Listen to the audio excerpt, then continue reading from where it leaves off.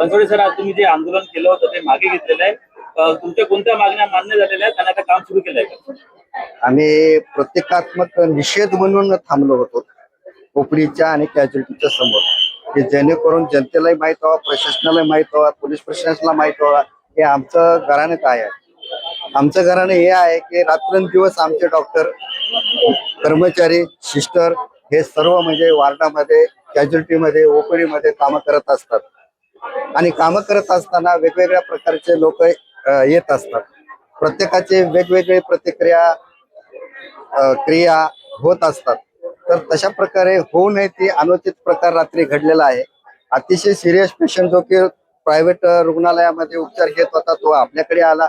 आपल्याकडे serious patient आल्यानंतर आपण शेवटपर्यंत त्याचा उपचार करण्याचा प्रयत्न करतो, परंतु तो उपचार दुर्दैवाने त्याला लागू झाला नाही.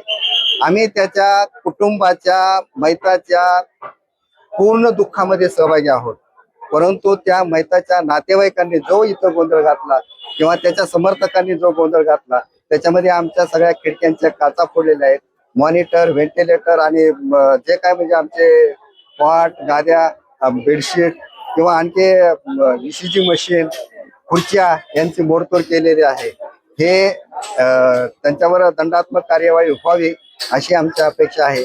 आणि इथून पुढे दररोज अशा चकमकी आमच्या डॉक्टर, कर्मचारी आणि रुग्ण आणि रुग्णाच्या नातेवाईकाबरोबर होत असतात. तरी आम्हाला इथे पोलीस हे सशस्त्र असावेत अशी आमची अपेक्षा आहे.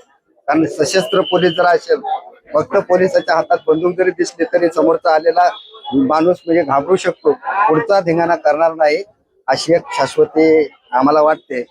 आम्ही वारंवार म्हणजे तसं पोलीस प्रशासनाकडे आम्हाला संरक्षण मिळावं म्हणून दिलेलं आहे पत्र, आणि तसं पोलीस बांधव आम्हाला सहकार्य करतातही. परंतु हे सहकार्य कुठंतरी आम्हाला अपुरं पडतं. आणि त्यामुळे आता आम्ही अवताडे साहेबांना हे एक निवेदन दिलेलं आहे. PI साहेबांनी ते त्यांचे वरिष्ठ API आलेले होते, त्यांच्या हातामध्ये हे निवेदन दिलेलं आहे. तरी त्यांनी आश्वासन दिलेलं आहे की इथून पुढे तुम्हाला सशस्त्र संरक्षण मिळेल, याची आम्ही काळजी घेतो.